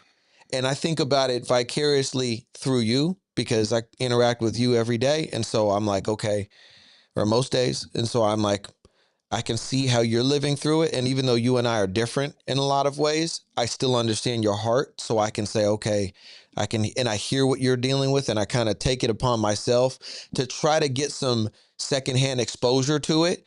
So I can go, okay, try to prepare myself, because I think it's inevitable. At some point, we all deal with something like that. If you love, then the wager that you're making is that something is going to happen to somebody that you love, and you're going to have to feel that. That's the wager, that's the risk that you're taking to love people, is that they might leave you or something might happen to them. And then you have to feel that emptiness or that loss. And so, but it's worth it. It's a worthwhile risk. So I'm trying to think about that because I haven't really had that happen. And not that you've lost anything, but the fear of it, the thought of it. So I think about it through your eyes, but even harder is thinking about it through Keisha's eyes. And when you explain, like when you describe the scenario you talked about from this last weekend, this morning, and I think about her and her heart and how she's going through these kind of waves of emotions or roller coasters of emotions, which we all deal with, but hers are 10x, bro. 10x, because whatever waves of emotions we're dealing with, it's usually not life or death, and she is dealing with waves of emotion that are literally everything on the line. Mm-hmm. There's no greater, wage or cost than what she's contemplating. And so I try to think about that. And how do you manage fear when that's what's at stake? I don't know. I don't know how you deal with that. I'd like to say that I could try to handle it, but I can't say because I've never experienced that. Even, and I've said this before, even people who have lived a lifestyle where their life was at risk, whether it was in gangs or the military or whatever. That's the closest thing you have to it. That's the closest thing, but it's not exactly the same. No, it's not. But you lose. Because you could choose to walk away from it if you really wanted to. Mm-hmm. Maybe not so much in the military, but you could, if you really wanted to, you could. If you really wanted to say, look, I'm not doing this, put me in the military jail, I don't care, but I'm out. You could walk away from it. And it's also not like 24/7 unescapable exposure, so it's different, but maybe like you said, that's the closest thing to it. That's all I'm pretty much, everything you just said is correct. I mean, there's the fear of, if you were to try to walk away from the military outside of, like, there's the fear of consequences. Mm-hmm. There's consequences for that. If you try to AWOL, or you just, there's consequences. If you want to try to leave a gang that has certain depending on the gang, there's consequences. You know what I'm saying? Yeah. However, with what you just concluded that thought with, when you have a situation of cancer, or you have a situation of like something just inside of your body that requires, a certain level of medical attention, and that's potentially terminal. It is potentially terminal. Only that person can really express the reality of like how fear persists. You know what I'm saying? I know in my experience with, my wife, it's more of it is waves, and some of them waves sometimes are like tsunami waves. You know what I'm saying? And they just crash and flood out the whole day. I bet. And then the next day you're just left in the wake, and you're just cleaning up. You know what I'm saying? You're just damage control as much as you can, and like disaster relief. but you get to live to see another day. So you just appreciate it. Now the fear of another tsunami is not so, I mean, because of the destruction that you see and do, yeah, there is but there's preparation, you know what I'm saying, that we're in a position to take every day to try to curve, as we began talking about earlier, to try to curve the response to fear. You know, it's gonna come.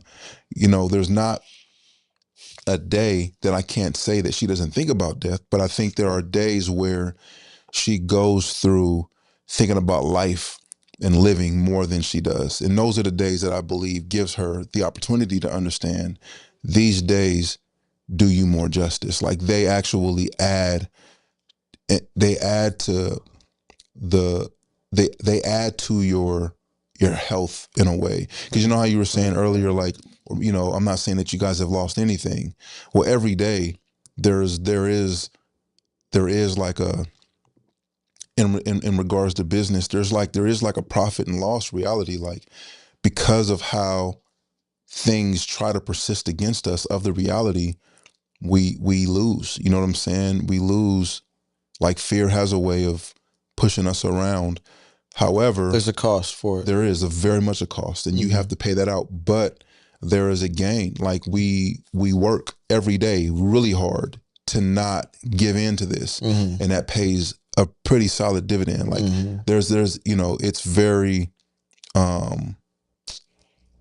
yeah, there's a lot of, you know, there's a lot of gain, man. Like, you know, in just believing in the best. Even though sometimes you feel like it forces you to develop. You don't have a choice. Right. Because it's the only way you can survive. Well, you know, as we all know, there's always a choice. You know what I'm saying? There's always a choice. I guess I don't even see that because I'm always in like, I never choose to give up. Right. There's always a choice though. Yeah. You know what I'm saying? Like you can always choose to not work as hard as being positive. You can be like, man, I am fatigued. I've been all Monday through Thursday. I've just been faithing it out. Yeah. Today, God, it's exhausting. Yeah. It's hard. I don't have it. You know what I'm saying? Which there's going to be days like that. There is, you know what I'm saying? And those days you can't allow yourself to be, you know, in shambles about. Like you have to understand like those days are going to come. You know, all of this that we're talking about is so relatable and so relevant to just to growing and developing. You know what I'm saying? Like the pain and the failure sometimes that we seem to navigate, you know, and sometimes I feel for Keisha because I know that she doesn't want to give in to the idea of failing. But it's interesting how when she's navigating in her mindset, how she's feeling about what's taking place in her, she's trying her best not to do it from this platform of I failed. Somehow I failed. That's how I have cancer. I failed somewhere, even though I'm one of the most. What did I do wrong? What did I do wrong? Yeah. Or what did I allow in my sphere? Was it the laundry detergent? Was it the food I was eating? Like, what did I do? And so it's like, which it sounds like based on her family history is none of that. It just happened. It's just something that was there, you know what I'm saying, unfortunately. But it's like, those are the things where, depending on the kind of husband you are, and depending on the kind of man you are, and depending on the kind of mindset you have, and depending on what you practice every day, is going to determine on what you lose or what you gain watching your significant other go through this. Because a lot of, when that happens, then you can't help sometimes but to be like, what did I do? You know what I'm saying? Like, what, did I cause her to stress so much that this happened? Was I not as loving as I could have been in a specific moment where there was a threshold? What did I do? You know what I'm saying? And so, however, though, wow, there's always the opportunity to rebound, man, and just be like, you know what, whatever may have caused it, it's doing you no good. Spilled milk, man. to think along that line of blame, whether it's on you, whether it's her and her. And that's what I think we do well. Like, even in her darkest moments, man, she'll just look and she'll just be like, you're like the most handsomest dude. You know what I'm saying? And, you know, there are moments where I'm doing the same, and we have to convince ourselves, not because we don't mean it, but because of what's evident. Like, and I do my best to not try to like over convince her when she's just like, oh, you're just saying that. But it's like, nah, like you are my best buddy. You know what I'm saying? And there's so much beauty in what has developed over the last 7 years. There's something about cancer that tries to rob you of that because of what takes place physically. And so it's like, that's where the value is in a person that's fighting cancer. That value is being attacked. How they value themselves, how they evaluate themselves, how they see themselves. And so since now all of her hair is gone, it's like she's in a position to where she's like, I don't feel beautiful. And then I just have to remind her, like, babe, you used to cut your hair all the time on your own. You know what I'm saying? So much so that I come home and I got a buzz cut, you know, a wife with a buzz cut with her hair dyed. And I'm like, what's going on, man? And she's just like, I needed to just feel free. You know what I'm saying? And I'm just like, we couldn't get like some type of like warning. You know, me and Samira and Ian is looking like, but it's like, but she's like, it's different because this is happening by force. You know what I'm saying? Like, this is the reality of this gone is reminding me that something is trying to kill me. I was doing that for freedom in the sense of like what my hair had me feeling like I was bound to, in the sense of like, you know, what hair or what like appearance can do. Societal perception and all that. Yeah. Where cancer has a way of just robbing you of just the normalcy of being just a physical being. Your choice. You know what I'm saying? You don't have the choice. You don't have a choice. Yeah. It's just falling out because something is eating you from the inside. And so just letting her know, like, that doesn't determine your beauty though. Same thing we try to teach the girls. Makeup, dresses. My daughter, she's always I'm noticing it now. She comes in and she spins in all of these dresses. She's like, Dad, I can't go out of the house if my dress doesn't spin. And I'm like, why? And she was like, because then I'm not beautiful. And I'm like, man, when people were talking about some of the psychological effects some of these cartoons or some of these fairy tale stories have on our children, depending on their mindset as they're developing, now she sees like dresses that some of these princesses wear when they twirl, and then one of the characters says, you're so beautiful, they take it and they own it. Or whenever she twirls in a dress outside in front of people and they say, oh, that dress is so beautiful, you're so beautiful. These kids internalize it so much so that it's like whatever makes them feel at that moment. And now if you don't have that, you're not beautiful. You're not beautiful. Yeah. No, sweetie, let me, the man that's in your life that you're going to see for however many years you allow me to be in this proximity to you, no, that's not beauty. Right. You know what I'm saying? Like, you can't really even see the true beauty in you. And that's what we're trying to develop. And so I was sharing with Keisha. Well, when you take all that other stuff away, there's nothing left but that. And then if you can appreciate that, now you can layer the other stuff on. Right. You can layer it on very, very intentionally. Yeah. And in a way that it'll last. Yeah. You know what I'm saying? Yeah. It'll last, and you'll value it in a way that will force the world around you to value it. You know what I'm saying? Like, you won't be pushed in a corner by the ideas of who and how you are. I had to get out of my own mindset. Like, sometimes I wouldn't want to leave the house unless my girl's hair was done, because there's something about when you have young Black girls in their hair, it just doesn't want to cooperate. Right. You know what I'm saying? According to like what you think it should, because it just does what it wants to do at times. Right. And so I used to literally sit there like, man,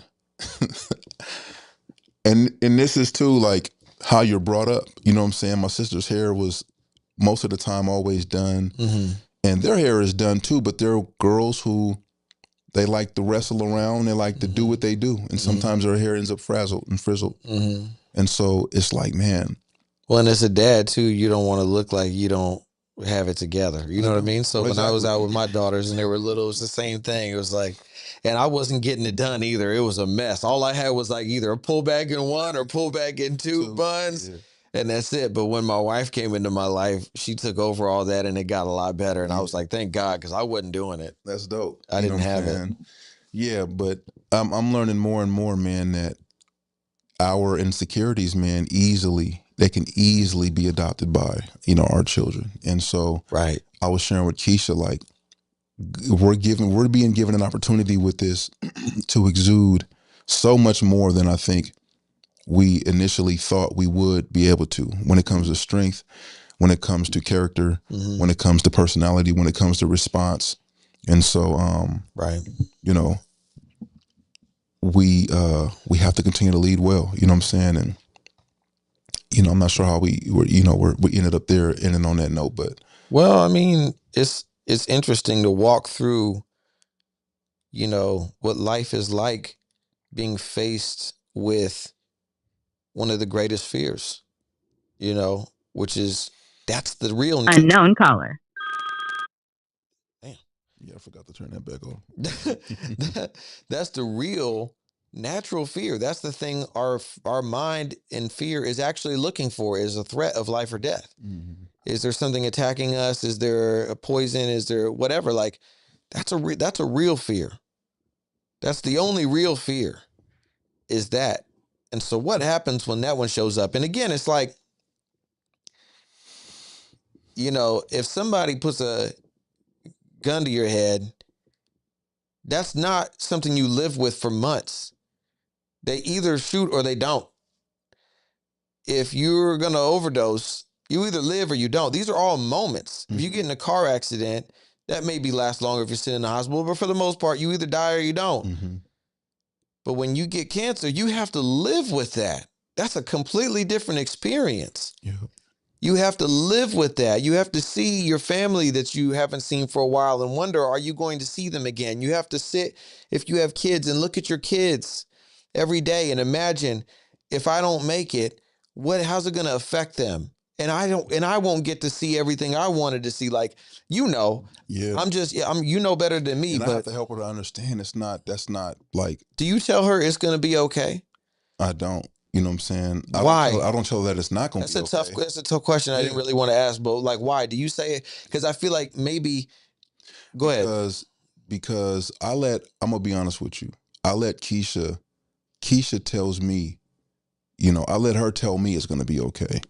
Right. Because I used to say that all the time. Right. This started in March. We're in July. I've learned that there's another, I used to say it's going to be okay when when it seemed like we may not be able to pay a bill on time. Right. I used to say it was going to be okay when we found out that Samira and Zuri were diagnosed with autism. Mm-hmm. So now that's 3 kids. You know what I'm saying? Like, and so sometimes I'm realizing, like, what does that even mean? You know what I'm saying? When I say it's going to be okay, it was easy to say because it's such a standard thing to say. Right. When you're going through something. It's almost a platitude. It's almost empty. It is. Yeah. I mean, it's full of what you think you're saying. Right. But it is a phrase. Especially when you're telling somebody else about their fear. Almost what you're doing is saying, like, your fear is not valid. So I'm just specific. I just try to be specific because that's trying to be, to me, I've learned it's all encompassing. So if I say it's going to be okay, then what am I telling her, really? Now is she specifically talking about this chemo is kicking my butt? You know what I'm saying? I'm losing my hair. You know what I'm saying? And then I'll contextualize that it's going to be okay too. We're going to get through this chemo phase. This will be over in a few weeks. You know what I'm saying? September, we're going to get the last scan. Yeah. And then we'll have right. But as far as like, her saying on Saturday, I don't want to die. Mm-hmm. You know what I'm saying? And me saying it's going to be okay. You know what I mean? So it's like. Based on what, right? I don't volunteer that no more. Right. If she says, babe. That's why I asked, because I'm like, how do you tell somebody like that it's going to be okay when you don't have any real evidence that it's going to be okay? And this is, I think, generally in life with people, period. You have to be intentional when it comes to saying things like, and I'll be transparent with you in this situation. And since you've known about these circumstances, you have not once said, bro, it's going to be okay. I appreciate that, because For that reason, for some reason, I mean, for the reality of, there's just the truth of just not knowing. You know what I'm saying? I believe in Jesus. I believe that God has everything in his hands. I've had people literally look at me and cry and be like, man, how do you believe in God? Like people that are close to me, that they're grappling in their own lives, but they're like, see, this is what I don't get. Bro, why you? Why Keisha? You know what I'm saying? Like you're not mad at God? And I'm just like, bro, I don't have the capacity to be mad at God. Like, this ain't his fault. Even if I wanted to be, it's like, it's not his fault. You know what I'm saying? Like these things, from my understanding, they happen to our bodies. Now, of course, I can formulate whatever I want to formulate, just like she can. But the very person that's battling with this is looking to God and saying, I don't understand this. I thank you for what is developing in me and my strength. However, I'm confused. Why me, God? You know what I'm saying? But she's not asking in a way to where she's like, it's your fault. So it's like, even if I had a weakness there, that her strength in that has given me even more a reason to believe the opposite. But I just think intentionally, when we try to encourage one another or we try to come and support one another, we should always come very, very, very neutral to the reality and what we want to present, you know, as far as an affirmation, as far as an encouragement, trying to activate empowerment, because some of us don't even realize, man, we just regurgitate the standard affirmation that may not be appropriate for the minute, for the second, for the hour, for the day, for the week, for the month. You know what I'm saying? Or for the projection of the year, you know? I'm learning that, you know what I'm saying? And I think it's for everything in life. You know what I'm saying? Like, there are times where you're very candid with me when it comes to business. And it's not just business. But I'm saying intentionally, you have been very intentional with helping me to understand, Timothy. I understand you're going what you're going through, right? However, there is a reality, right? That this could possibly happen. And you're going to need to be need to be more present in these kids' lives and in your family's life than right now. How are you setting that up? Yep. How are you setting it up to have more time with them, so then you're not even more stretched and stressed? Right. I can appreciate that, because I am who I am and what I'm going through with this situation and circumstance. However, someone could probably mention that to Keisha, and she wouldn't be in a position to not say understand it. I get it. You know what I'm saying? I get it. So that's for me in the moment, you know what I'm saying? In the second, in the hour, in the minute, you know what I'm saying? But you also have in the same season people that will say, you know, trying to get across the same point, you need to try to figure out how to get more time with your wife and with your children now. You know what I'm saying? And it'll be more leveraged in, whether they realize it or not, fear. You know what I'm saying? Like, you know, and won't go too deep into it, but just an example of like how I think some of us have a solid sense of how to be intentional. You know what I'm saying? Whether we realize what the outcome is going to be or not. But some of us are so wired and programmed that we output these things that we've learned throughout life that we think people need to hear. Right. And it could do more damage than it does good. Right. It could push a person further away than it does draw them close. You understand what I'm saying? Yeah, absolutely. It's to some extent, I guess the most brash way to say it is that it's just inauthentic. right? That's kind of what platitudes are. It's just these general things that we say, that we've heard, that we've learned, like you said, regurgitated. This happens a lot with people that have been in a corporate environment a lot, or people that have been in any kind of like group setting, churches, all kinds of things. People get used to saying these things and they don't really have a lot of thought behind them, or intimacy, or intimacy, or like authenticity. Like I'm not really talking to you. I'm just like, there's somebody in particular, a friend of our family that I'm thinking of, that me and my wife laugh about it sometimes. It's almost like she's one of those bears that you can just pull the string and it has like 8 catchphrases that it's going to say. And she just goes around saying those things to everybody. She's a nice person, but she's just a broken record. She's just going around spreading these same 8 platitudes on people. And it's like, and I don't think she really even, that's a different doesn't thing. even really realize it. I think she doesn't realize it, but I think she does have different thoughts and she's just not tapping into those thoughts, or she's not sharing them with people. And I don't think it's because she's necessarily sneaky, but because that's how she's learned to interact with people. And she thinks that's being nice, but that's not really being nice. When somebody's going through something real, they need to hear something real from you. They don't want to hear surface level BS. That doesn't help them. That makes them feel more alone. It makes them feel like you don't understand. Even if you have to say something that's a little bit uncomfortable, at least say something where somebody feels seen. At least say something that's relevant to them, that they can feel, that has substance, that they can grab onto. Don't worry about maybe accidentally say something that's on your heart. And if it has a little bit of a rough edge on it somewhere, okay, you didn't mean it that way, but say something real to somebody that's going through something real. If I'm going through something real, I don't want somebody to tell me, one of these 8 catchphrases that they're going around saying. I'd rather not even talk to you. You know what I mean? Because I don't know. That's what I appreciate about you. That's what I appreciate about my dad. Those are 2 people that I can think of that I know, if I'm going through something deep, they're not just going to be like, oh, it's going to be all good. You know what I mean? Like, they're going to really download what I'm saying and really come back to me with what's on their heart. Really come back to me with something real. That's what I need to hear. And that's where I can start to feel better, because I know that it's coming from a real place and that it's not sugar coated and it's not empty. I need that, and it's not no bad on anybody who's trying to be nice and kind, and just maybe you don't have that kind of a connection, or maybe they're not used to dealing with people that way, or not everybody's this deep.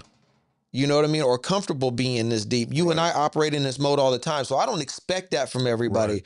But I know when I need that, where I can go to get it. Exactly. And that was my point in saying all of that. It's like, that's why I know starting my days here, us having an hour of power or a few hours, you know what I'm saying, to just kind of conquer whatever is we're up against in the day. You know what I'm saying? Like, this is like a mental and very psychological workout. Bam. And then we go into the day. This kind of conversation can lead into this. And then it's just like, I'm getting texts from her. You know what I'm saying? She has labs today.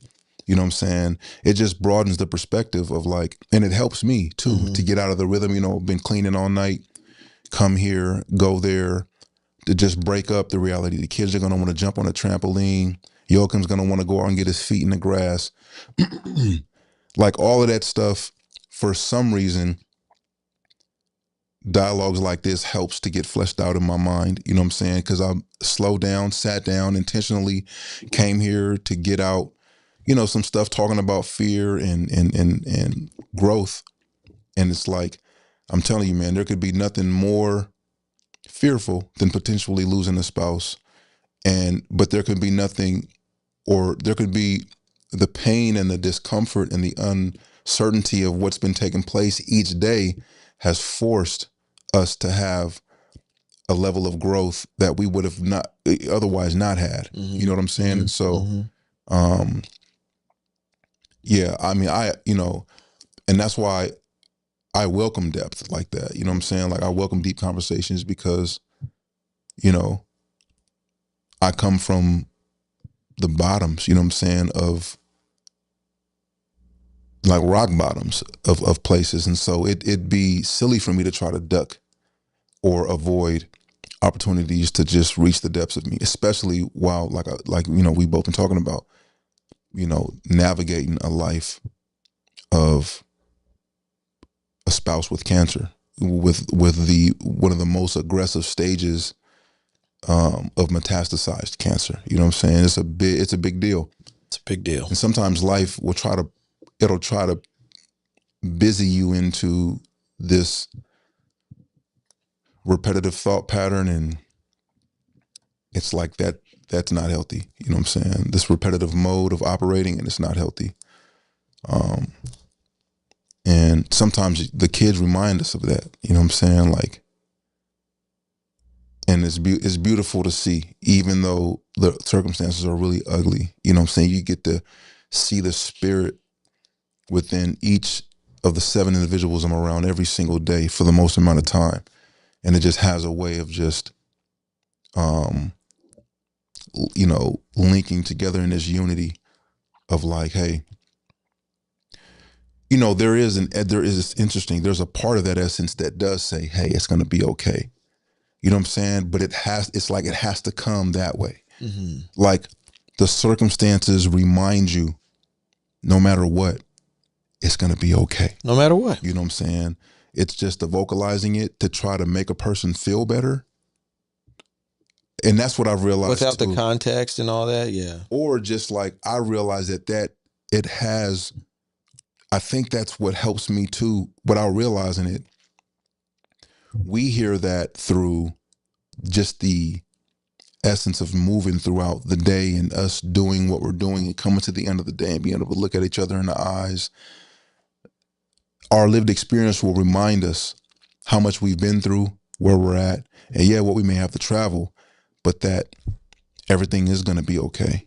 You know what I'm saying? It has to be. Mm-hmm. You know what I'm saying? Like, but it's saying it in the sense that we understand it saying, like, worst case scenario, everything's going to be okay. Right. Best case scenario, everything's going to be okay. Right. And what we're doing is we're learning and we're walking into the reality of that.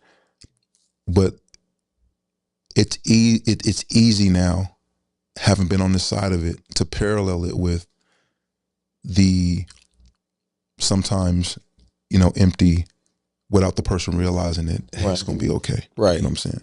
Right. I understand that 100%. Yeah.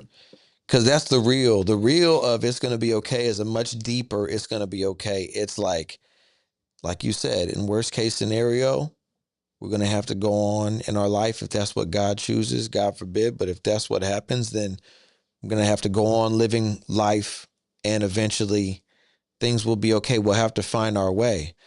If things work out for the best, then we will have just gotten stronger through this together. Right. Learn more about ourselves and each other and us as a unit, and things will be okay. But that's not necessarily what people are saying when they say it's going to be okay. They're just saying, it's going to be okay. And they don't realize it. You know what I'm saying? It comes out. Again, it's a nice thing to say, but I guess what it is we have to temper our expectations of people, right? I'm not expecting that of everybody. Now, if I keep somebody around me as part of my inner circle, I'm expecting a deeper response. But if this is somebody that I just if this is more of an acquaintance, then that's fine. And thank you. You know what I mean? Thank you for the kind thought. Mm-hmm. But if it's you and I pour my heart out to you, you go, it's going to be okay. And I'm like, wait a minute, what?